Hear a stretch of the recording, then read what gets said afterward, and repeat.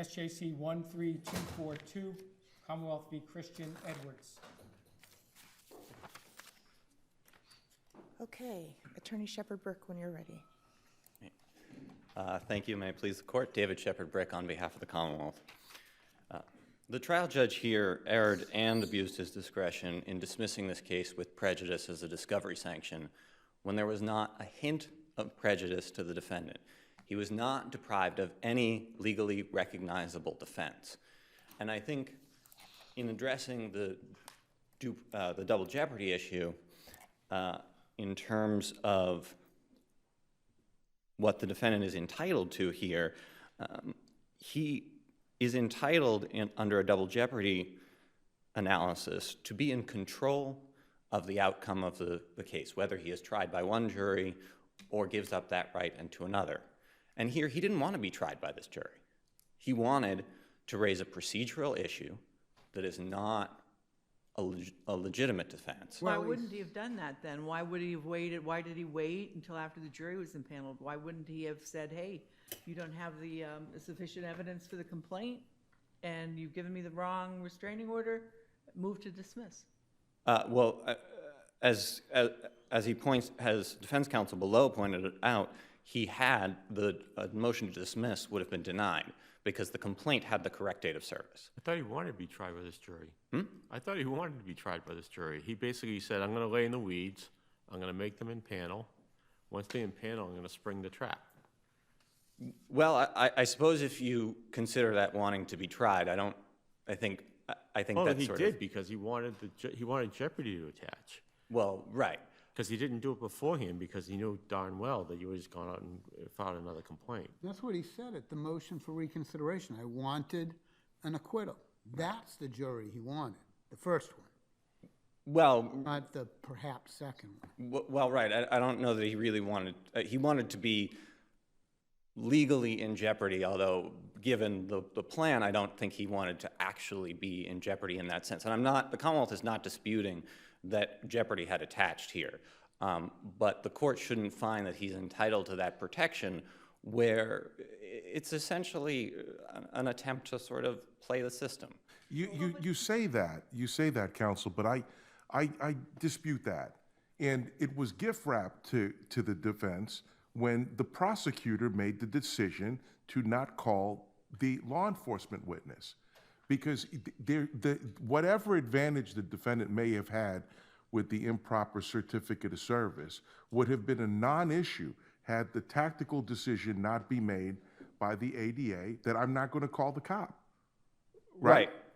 And she made that decision, as the trial judge noted, because she believed that service was not at issue. That may be so, but that was her decision to make, and she did that. And therefore, if now the defense is presented with some manna from heaven because she makes this determination, why is that wrong?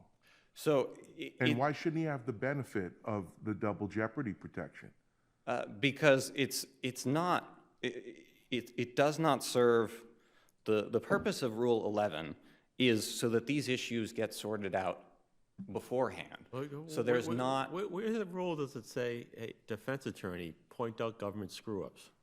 So it doesn't. Then that's your problem. There's alibi, lack of license, and NGI. Right. Which require the government to get evidence to do different things. Not, hey, you screwed up your paperwork. Well, that's true.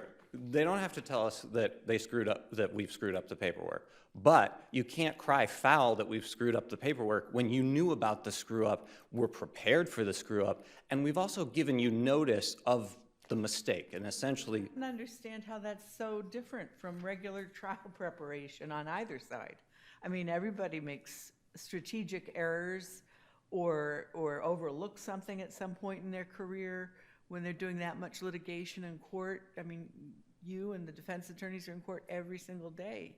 So this is bound to happen on both sides, and it seems, I don't understand what takes us out of strategy and tactics and pushes it into this is unfair to the Commonwealth. Right. so it pushes it out of that area because one, there's notice. The complaint had the correct date of service, so he was aware that we had provided the wrong certificate of service. And That goes to whether or not it's dismissal with prejudice or without prejudice, whether it's prosecutorial misconduct. Clearly, he found there was no prosecutorial misconduct. right, So you have I think, a dismissal that should have been without prejudice, but now you have the whole double jeopardy issue. Right. Which is larger. So if, you know, there's a labeling issue with a judge, he really did mistry it because it wasn't on the merits. But right. now the issue becomes, how do you retry this person? Well, and I think that in terms, You have a bad dismissal, yes, right? right. This is a mistrial with prejudice, essentially. Correct. So now, how do you retry him? So we retry him because if a judge declares a mistrial over the defendant's objection, which this wasn't, then the Commonwealth is prohibited from a retrial unless there's a manifest necessity. There's no objection here. The defendant had the opportunity after the judge says, well, I'm going to dismiss it with prejudice, before the jury has been dismissed, and there's no implicit objection, there's no explicit objection.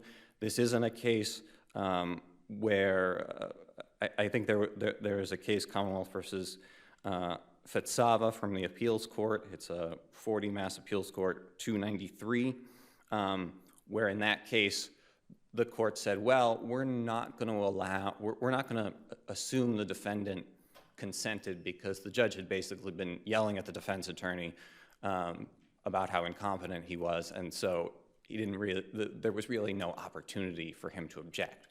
So it's true that we have cases that say consent may be inferred from silence, but Yes. and I want to talk about those cases. I know that's where you're at, but I just want to take a step back first for a moment. You started off by talking about that this was an error by the judge to dismiss it with prejudice. Yes. And my question is, it probably was, could have dismissed it without prejudice, could have had a sanction of the actual 209A not being admitted and only admitted the police testimony, which would have been a weight issue without an exhibit. But that doesn't matter at this point. I think the fact that you've just started to talk about whether or not there's consent to what was not a dismissal with prejudice, for all intents and purposes a mistrial, sort of recognizes that whether the judge was right or wrong in the remedy just doesn't matter at this point for our analysis. I mean, in essence, that's correct. Because once, this court has said, whether the judge is right or wrong, if what he did terminated jeopardy, then it doesn't really matter whether it was right or wrong. Right, and we just had that case with Taylor when the judge should have given the lesser included instructions. So Right. a lot of this discussion, we've actually got to get to the point that you're talking about now to resolve this, because if there's consent, we don't have to worry about manifest necessity. Right. So talk about that.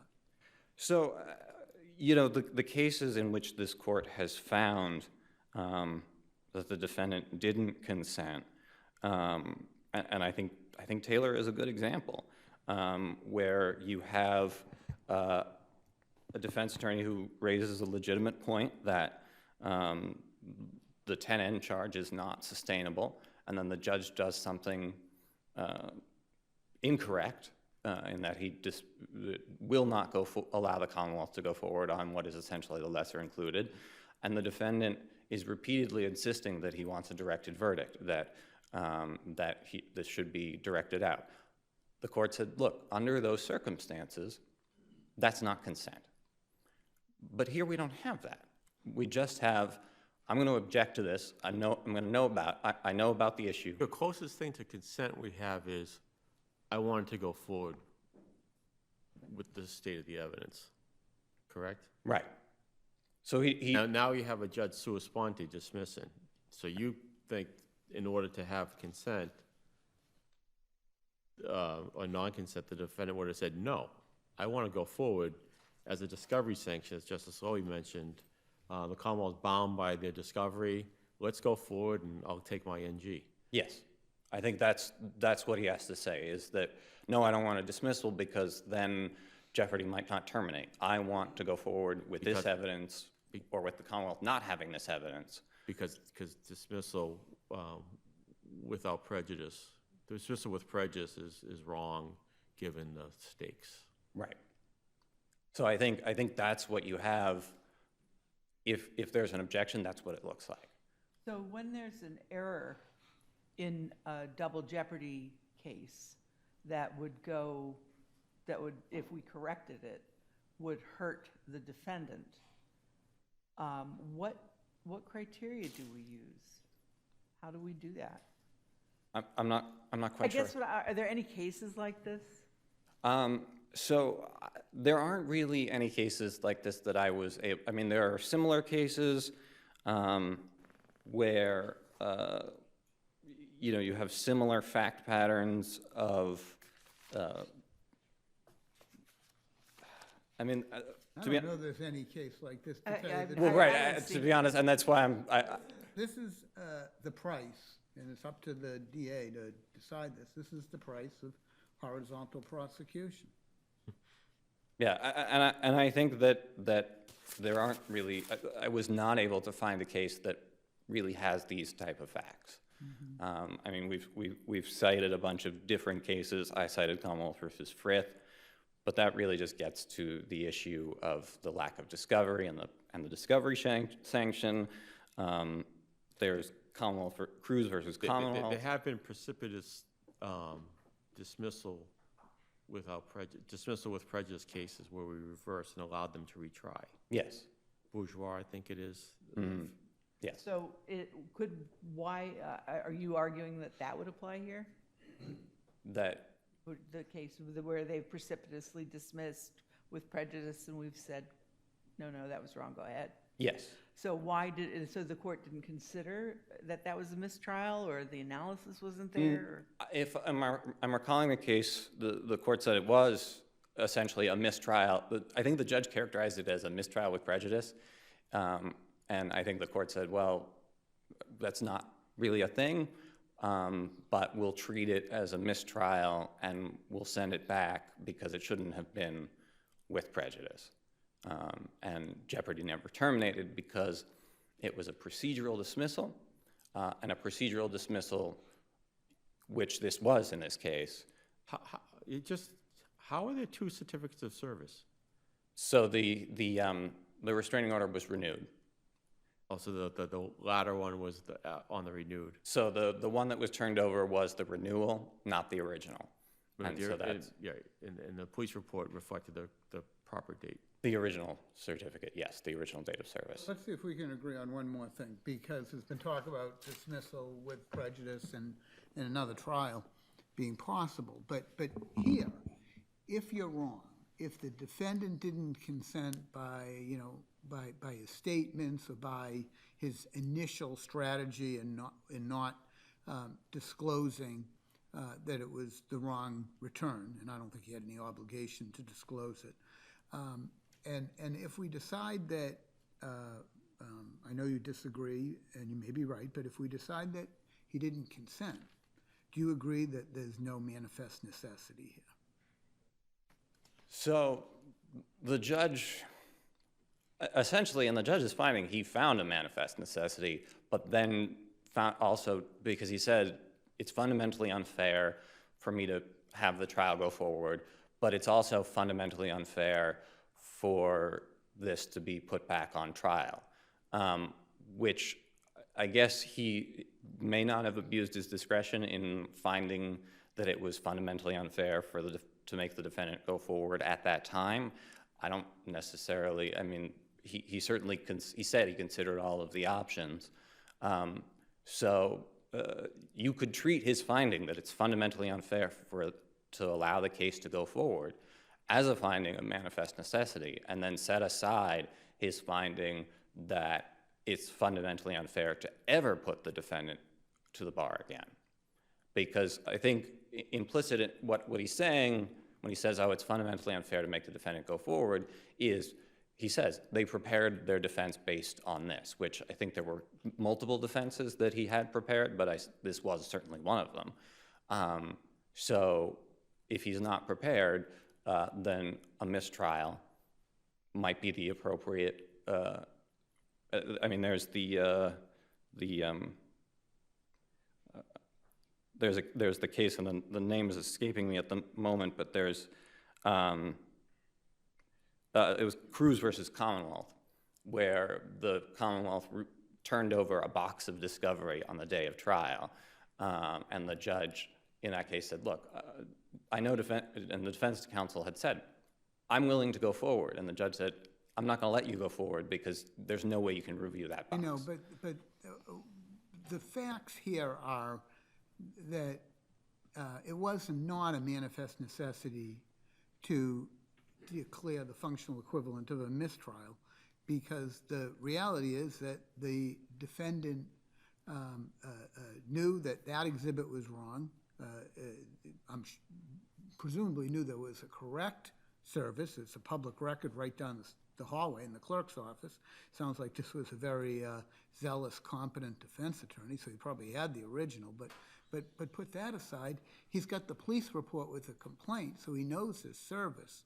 Right. So you don't need there's not a manifest necessity for the mistrial. I'm not saying that the judge wouldn't have had the discretion to dismiss it without prejudice. I'm not saying that at all.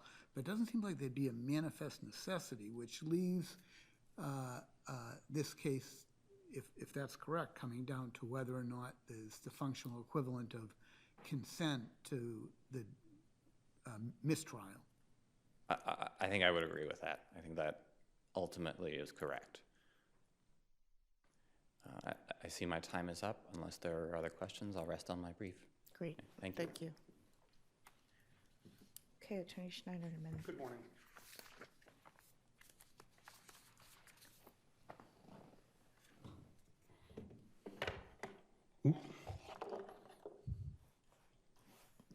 Good morning, may it please the court. I am Joseph Schneiderman. I represent Christian Edwards.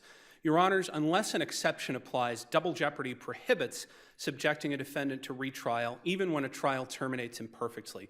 Here, the judge correctly prohibited a retrial because the Commonwealth did not disclose correct and complete dates of service of the abuse prevention order until the middle of the victim's testimony, and that failure thwarted Mr. Edwards' well-established right as a matter of statute, common law, and in the Constitution to trial by a jury of his choice in a single proceeding. Before I get to the heart of my argument, I do want to respond to something the Commonwealth said, and I think the Commonwealth has overburdened the record as to the issue of consent, and I don't think the judge's findings translate neatly or even at all into a finding of manifest necessity. Regarding consent, Mr. Edwards' trial counsel consistently asserted below that this case should remain dismissed. As Taylor points out, and as the U.S. Supreme Court has pointed out in their double jeopardy jurisprudence, the defendant is the one who controls the course of the conduct. It's the defendant's choice as to whether or not to ask for a mistrial. And here, defense counsel consistently said, no, this case should remain dismissed. That's hard argument to hear, because he said that on the motion, the defense attorney said that on the motion for reconsideration, X amount of weeks or months after the jury was gone. That's not when we had now analyzed whether or not there was consent to let this jury go. Your Honor, actually, I'd like to take a step back in the record. Nobody said anything in the trial. This is at transcript 322 to 23, when the judge issued his remedy. Everybody was silent at that point. It was after the Commonwealth made a motion for reconsideration that defense counsel asserted jeopardy had attached and jeopardy prohibited. I understand. Fair enough. Fair enough. I'm just pointing out your argument about he wanted the case to remain dismissed. Is not dispositive of what happened weeks earlier when the case actually was dismissed. We have to look at what happened at that time, not at the motion for reconsideration. I appreciate that, Your Honor, that the court's analysis is holistic, and that's why that takes me back to what I said before. I think the Commonwealth has overburdened the record as to the issue of consent. The judge did not make any findings, and his findings are reproduced in the addendum at 142 2, 3, and 4, that the defendant consented. The defendant wanted an acquittal. He asserted that consistently. The Commonwealth, for some reason, asserted at reconsideration that jeopardy had never truly attached, which takes me to the heart of my argument here, which is jeopardy had attached. The stresses, risks, and anxiety of trial were very real here. They don't dispute that jeopardy attached. No, they don't, Your Honor. But I think it's important because they are saying that jeopardy has not terminated. As I read my learned brother's brief, he's saying Mr. Edwards is still in jeopardy because his case did not terminate, and that's not what happened here. The case did terminate, albeit in a mistrial, and it was at that point that the parties had some opportunity or obligation to get into this issue, and the Commonwealth didn't. The Commonwealth at Record 17 says, we think jeopardy has not attached here. We think this is a sham proceeding. They did not say that there was some manifest necessity or argue that there was some cure that could occur here. Therefore, I think any analysis of consent or of manifest necessity just overburdens the record. Look, the consent goes to what the defense attorney did. And after Judge sua sponte decides to dismiss, the defense attorney never says, no, I want this jury. Never asks for a sanction. I want this jury, but they can't call the witnesses. The defense attorney says nothing. Your Honor, the defense attorney says nothing, but I think saying nothing does not equate to consent for purposes of double jeopardy. The case law has spoken about how if it's the judge who is the one who acts on their own to terminate a trial, then that is not the same thing as the defendant actually speaking up and objecting and consenting. So I think the key event here is that the judge was the one who took charge of this as opposed to the parties. Well, this case, Commonwealth versus Pellegrini, quoting Commonwealth versus Fitzeo, that says consent to a mistrial may be inferred from silence where the defendant had the opportunity to object and failed to do so. So this is a hard case. The posture of the case is I don't know, sui generis, but Attorney Schneiderman, oh, I'm sorry, was no, there? no, go ahead, please, Okay. please. Your Honor, yes. This was done as a sanction for a discovery violation? That's how the judge characterized his order, yes, Your Honor. And does characterizing it that way change it from being if we had a dismissal, because he could have dismissed the case and said, look, you don't have enough on the elements right now, so it's dismissed. Mm-hmm. He could have entered a not required finding. He could have given many others. He could have issued a short delay or a long delay so that defense counsel, he had other options. So what makes this option that he took as a discovery violation sanction, what makes that reasonable? Your Honor, the key fact is that the violation arose after jeopardy had attached. I think that is the key distinction here, unlike Frith or the other cases the Commonwealth relies on. Those involve pretrial dismissals. Here, we have a sanction that comes to light in the middle of the victim's testimony, or we have a violation that comes to light in the middle of the victim's testimony. I think that is the key distinction here, is the timing of the violation, and this court has recognized that the timing of the violation, or the effect of it, is critical. Yeah. So, the Commonwealth doesn't come into this with clean hands. They're the ones that didn't turn over the right restraining order that started all this, no doubt about it. And that sometimes happens with horizontal prosecution, but that's what they did. And she evidently even looked at it, if I'm remembering the record correctly. But the defendant knows that it's the wrong return, and he has no obligation, probably a violation of the rules of professional responsibility for him to say anything. But he sort of lays back and waits and gets out of this situation exactly what he was looking for. So where does that leave us when he doesn't object to the dismissal and exactly what he was looking for occurs?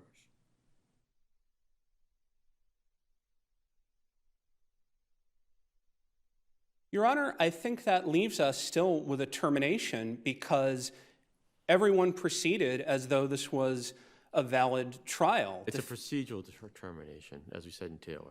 That's correct, Your Honor, yes. But the key event here is that counsel brought this forward. Counsel didn't really have a means to bring it forward in advance or to raise it as an issue, and was, as He Your did have Honors- the means, he didn't want to. Right. I mean, he could have done something. He's smart, he didn't have to, but the problem is, he rolled the dice, and what he should have done is say, no, I don't want the dismissal, I want an acquittal. Right.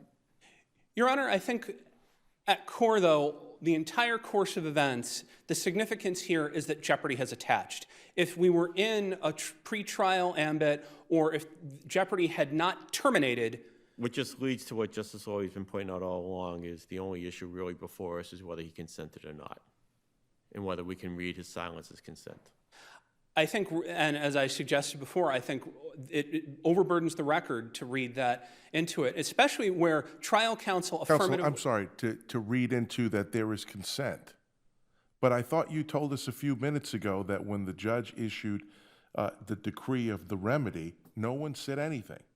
So how does that overburden the record if the record says or demonstrates that defense counsel said nothing?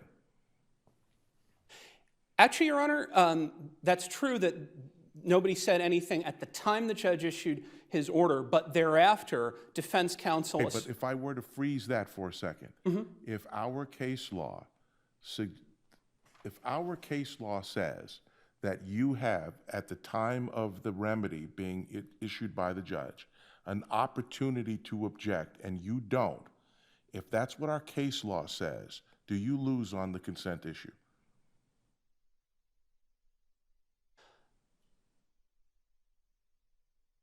No, I don't, Your Honor. I think that... Tell me why. The opportunity to, as this court more recently articulated in Taylor, the opportunity to object must be a meaningful one. And as Justice Lowy and I have discussed, the analysis needs to be holistic. And the key is that once things had terminated, trial counsel asserted that jeopardy had attached and jeopardy barred further proceedings. So I think it's hollow once the jurors get in their cars and leave. Right. So the motion for reconsideration is meaningless as far as an objection goes. If the point is, I want this jury, once they're discharged, it's over. Then the inquiry's over. Right. And I would not say that Justice Lowy's comments were holistic. They were actually segmented. Yeah. Because what he was telling you was, don't look at the motion reconsideration and what he says there. Focus on the trial. And the trial, just like you said, he said nothing. So again, I just want you to, if you can point me to the case law or the authority that supports your view that you still don't lose if the record reflects that the defense lawyer had an adequate opportunity to interpose an objection and did not. If you could help me with that. I will endeavor to, Your Honor. And I apologize, Justice Lowy, for mischaracterizing what you said. I think I heard it one way. Your Honor, the key thing here is that even if this is a judicial error, jeopardy is attached. That is an established line of cases such as Super, Louder, Taylor. If the risks and stress of trial were real, which they clearly were here, in as much as a jury was impaneled, the jury heard the victim testify, then in that light, if it's the judicial error that terminates the proceedings, and by extension prosecutorial error, jeopardy is attached. The Commonwealth took a risk here by proceeding on these incomplete dates of service, and in light of Super, Taylor, Louder, all of these cases that recognize that the attachment of jeopardy, assuming it has attached, is legally significant. That is why this All right. prevails. You keep saying that jeopardy attached, which I think everybody agrees, but I think the question is whether jeopardy terminated, and that's the question. And so if it hasn't terminated, then he can be retried. Your Honor, I appreciate that. I think jeopardy has terminated here. This court in Taylor reaffirmed and clarified that there are two events which can terminate a trial and terminate jeopardy. One is an acquittal, the other is a mistrial. If we're not, though, in mistrial land, the judge, and this actually goes back to something Justice Cipher said, the Commonwealth's proof was deficient as to a fundamental theory here.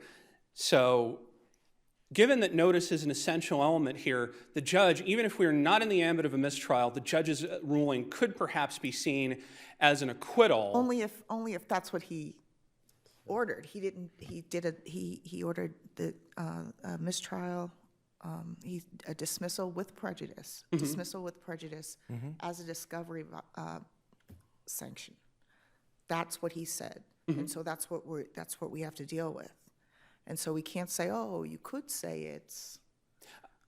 I appreciate that, Your Honor. I think, though, the key here is that the stresses of trial were real and that there was an event that terminated the trial after the trial had began. And at that point, the burden is on the Commonwealth. Can I quickly, I'll ask you this question. If, assume that you're wrong in this consent. Going back to Justice George's question, could you win anyway? I think what you're suggesting, and we'll put aside there's no 211.3 on this, and there's no there's not a cross appeal and all that. Were you just about to say that you don't believe that the evidence was sufficient on the issue of notice? Yes, I think that's absolutely fair, Your Honor, here, which is even. I'm asking if that's what you were saying. That is what I was saying here, Your Honor, which is the Commonwealth's proof was not enough to get to the jury. The Commonwealth, the victim's testimony was very limited. That's at transcript 3, pages 7 through 10.